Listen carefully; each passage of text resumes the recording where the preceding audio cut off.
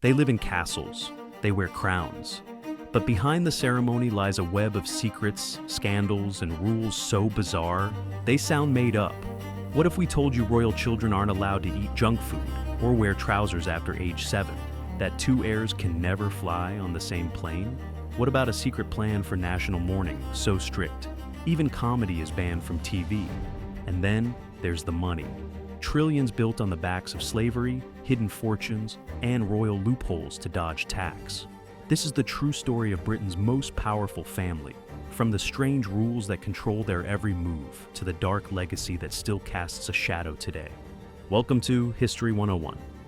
That my whole life, whether it be long or short, shall be devoted to your service and to the service of our great imperial family to which we all belong. Would you want to be king, queen, duke, or duchess? The ability to wage war, unlimited riches, and power sounds nice? Well, think again. These are the actual duties of the royal family. Today, the United Kingdom is a constitutional monarchy, which means the king or queen's powers are severely limited. In modern times, royal assent is always granted, as the British monarchy no longer has the power to veto or refuse to sign a bill. In fact, the last veto was that of Queen Anne in 1707, refusing to grant arms to Scottish militias.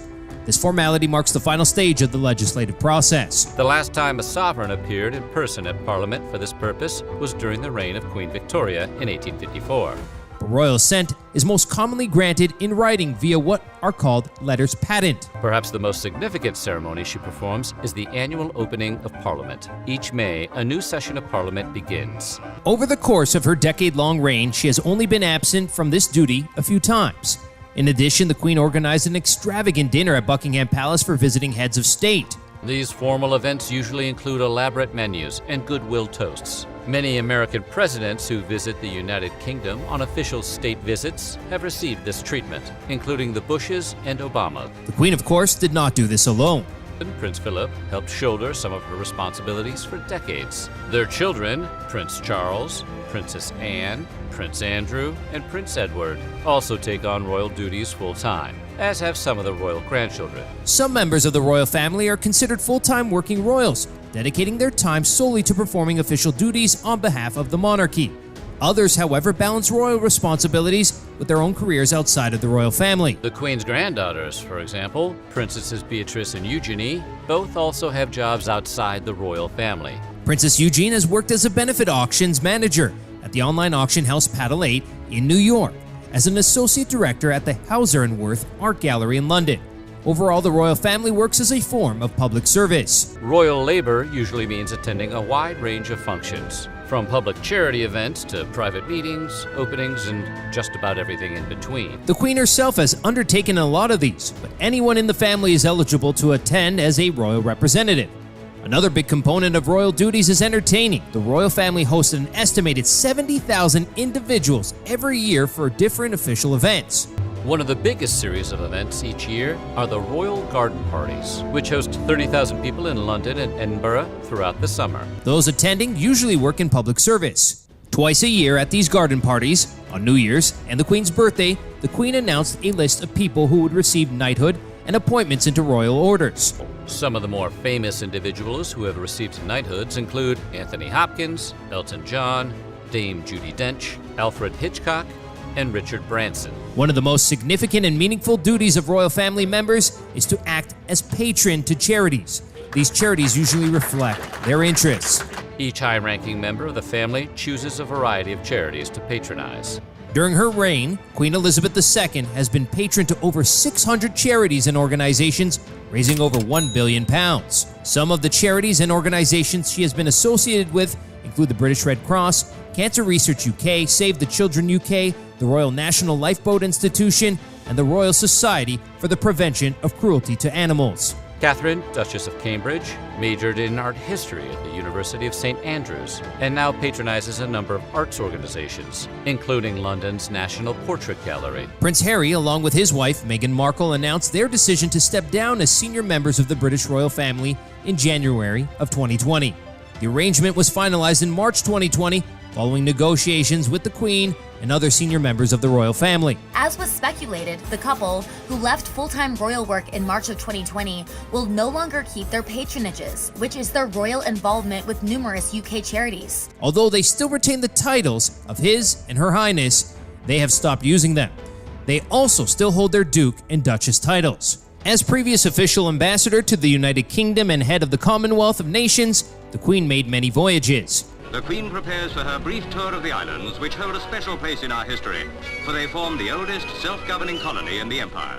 Her children and grandchildren have also been known to undertake these Commonwealth trips in her stead. In the wake of the United Kingdom's vote to leave the European Union, the Duke and Duchess of Cambridge, in particular, have been recruited to visit European nations and conduct a so-called charm offensive. As you can imagine, the mail sent to the royal family piles up.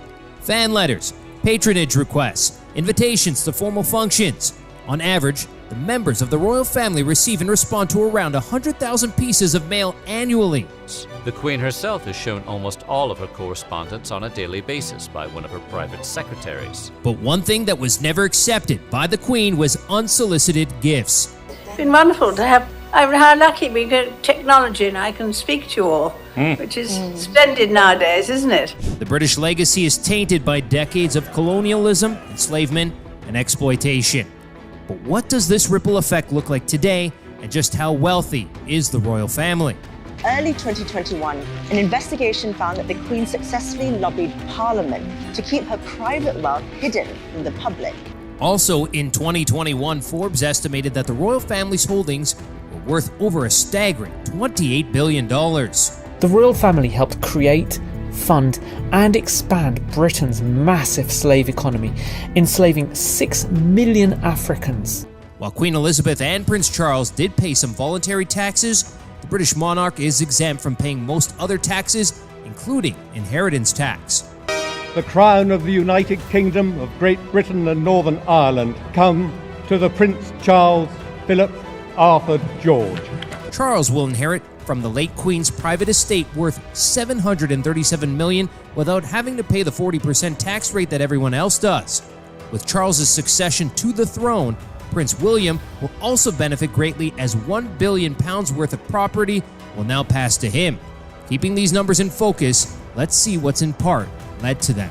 The royals and other elites were using their profits from slavery to build an empire, sending private armies around the world to take control of resource-rich lands and the people who lived in them. The transatlantic slave trade was instrumental in their amassed wealth and power.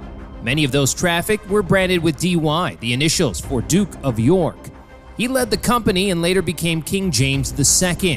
The 1562 journey of John Hawkins, the first English person known to have included enslaved Africans in his cargo, was approved by Queen Elizabeth I herself. Post-1655 invasion of Jamaica, the Royal African Company was established by royal charter under King Charles II.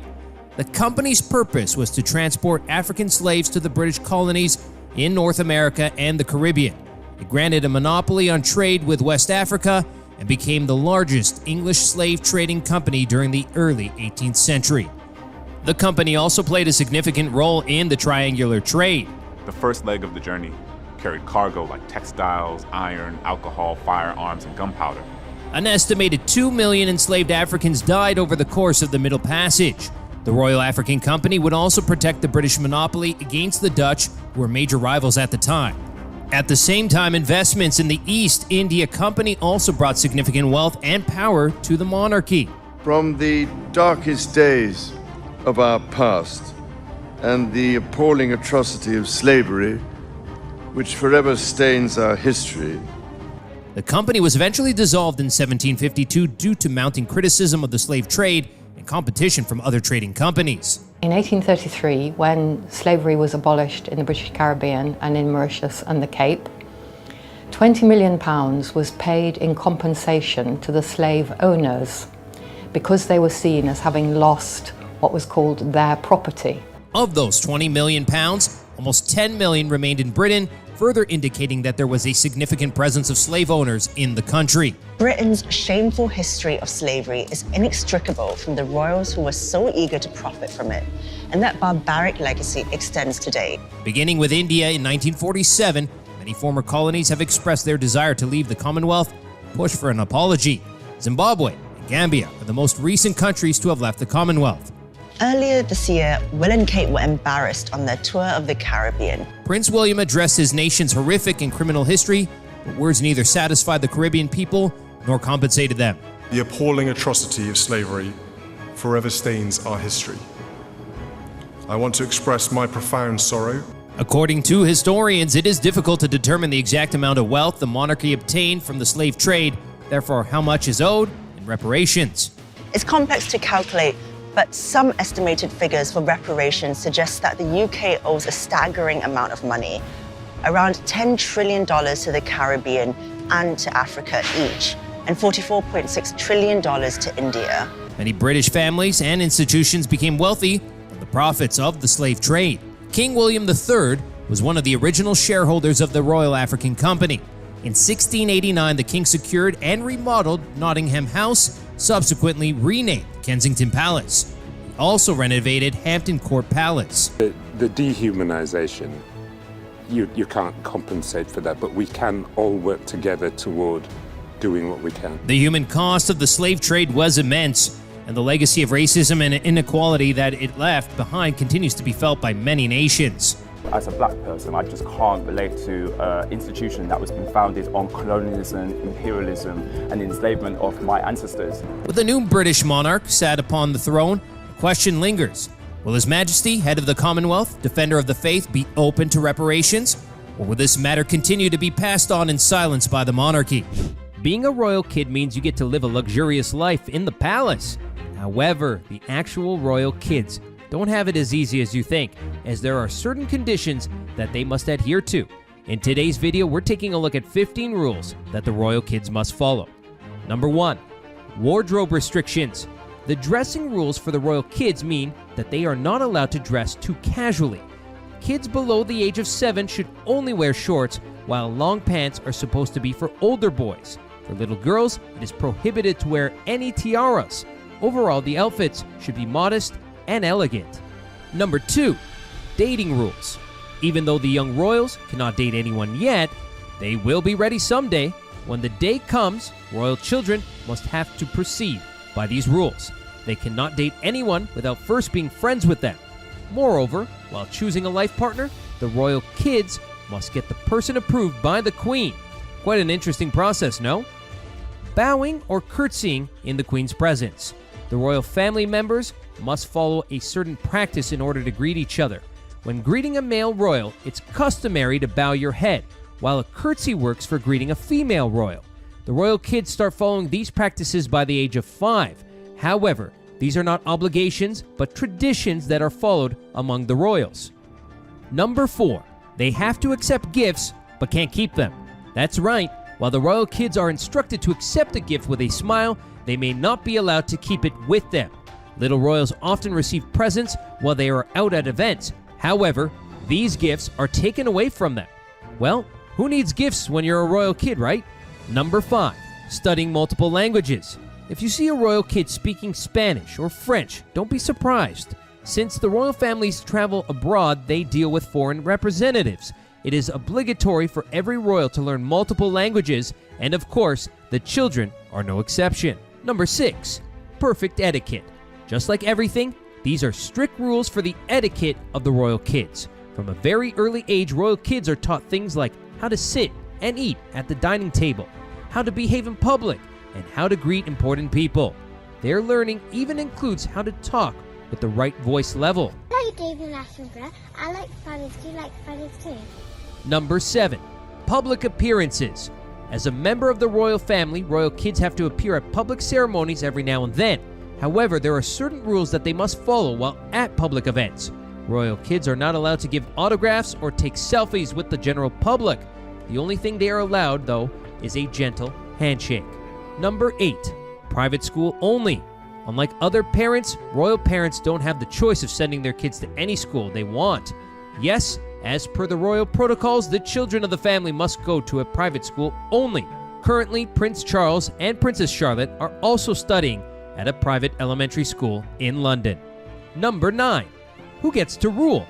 This law sets out which member of the royal family will be taking the kingship after succeeding the existing monarch. The order goes from the upper to the lower direction, which means that the eldest kid will be the frontmost one in the line. Number 10. Where can they live? According to this rule, the royal kids cannot go very far when they grow up and decide to live on their own. Most of them live in one of the several royal residences that include Buckingham Palace, Balmoral Palace, or Sandringham House. Imagine having such lavish options while choosing a place to live. Number 11. Religious practices. The junior royals start following the practice of Christianity from a very early age. At their birth, all of them get baptized by the Church of England. The royal kids are also made to visit the church every now and then and prepare for the holy festivals such as Christmas and Easter. Number 12. Traveling separately. Although this looks like a bizarre rule, it is actually a safety measure. Traveling in a plane is always risky, and if a plane containing all the heirs at once crashes down, there will be no one to replace the existing monarch. Quite an anticipation, no? Number 13. Healthy food only. This is one of the few strict rules that the royal children must follow at all costs. The kids of the royal household only eat extremely healthy food, and no packaged or junk food is allowed at a royal dining table. Even babies get to eat homemade meals prepared by mixing chicken and vegetables. Number 14. Respecting the Queen. The royal family members are required to follow certain protocols when it comes to respecting the Queen. The royal kids are taught that if the Queen enters a room, they all must stand up. Similarly, if they are walking with the Queen, they must walk behind her. Respecting the head of the family is necessary after all. Number 15. Independence early on. The royal parents go by the no coddle rule, which allows the royal kids to live more freely and experience things on their own. The royal kids are encouraged to do their own chores every day and get minimal help as to become independent from an early age. And that's a wrap for 15 rules that the royal kids must follow. The British monarchy has been around for almost 1,200 years, ruling over its subjects. But as luxurious as the royal life might appear, things aren't always greener on the other side. In this video, we're taking a look at the weird secret rules that the royal family has to follow. Traveling the world. As part of their duties, the British monarchs have to travel to all parts of the world, and while to a commoner this might sound like a dream job, you'll be surprised to know that it isn't as fun as it sounds. Whenever the British royals travel, two of them can't ever be on the same plane. Why? Well, because in the case of a plane crash, they still want to preserve their royal bloodline. So, let's say Prince William and Prince George should never fly on the same plane. And while he and Kate have broken the rule multiple times, they always have to take special permission from the Queen to break the protocol. As far as Her Majesty is concerned, she's grown quite lenient about this rule in the last few years, simply because she believes that air travel has become safer now than it was back in the day when the rule was invented. The Queen's death. Queen Elizabeth II is the second longest reigning monarch in the royal family, who has been sitting on the throne since February 6, 1952, marking 70 years of her rule. That my whole life, whether it be long or short, shall be devoted to your service. But what's strange is that her royal servants and the rest of her family are always ready for her inevitable death. The Queen has planned a protocol for her death all by herself. She has made sure that when she passes away, people will mourn for a total of 12 days, with laughter being banned and no comedy shows being aired on public TV to make sure that the general mood of the entire country remains somber. Not just that, but the Queen has also recorded several documentaries on her own life that are to be played on loop for the entirety of those 12 days to celebrate and honor her life. No driver's license. Speaking of the Queen and her power, she's also the only woman in all of England who can legally drive without a driver's license or a registration plate on her car. And while that makes sense for the most part, since the Queen is never really driving to places on her own and has her royal chauffeurs do the job for her, on occasions when she does feel like getting behind the wheel, there's nothing that can stop her, not even the law. No politics. Sure, the Queen is technically the head of the state, but here's the thing. The entire royal family is absolutely forbidden from being active in any kind of politics. This means that they can't ever express their support for politicians, just to make sure that their statements don't have an influence on public opinion. All members of the royal family make sure that they never engage in any kind of politics and remain completely neutral, no matter what the situation is. This means that it is actually unconstitutional for the British monarchs to vote in their elections. Dress code. The royal family has to follow a strict dress code where no member can ever wear black unless they are in mourning. Black dresses are only reserved for funerals for the British monarchs, and the only person who has ever broken this rule is Diana, Princess of Wales, who would occasionally break out her black gowns for evening events, including her first royal engagement at a fundraising concert in 1981 after getting married to Charles, and not to forget the iconic black revenge dress that she wore when her husband admitted to the public that he had cheated on his wife. But other than that, the royals are always discouraged from ever wearing black in public. But even then, every time the royals travel, they need to have a black outfit ready in case of an emergency if someone is to pass away.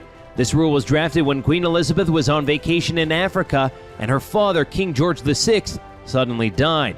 The Queen then sent her royal servants to go and buy an appropriate mourning outfit for her before she appeared in public to catch her flight back home. That's a wrap for weird secret rules that the royal family has to follow. Which one of these rules would you hate to follow?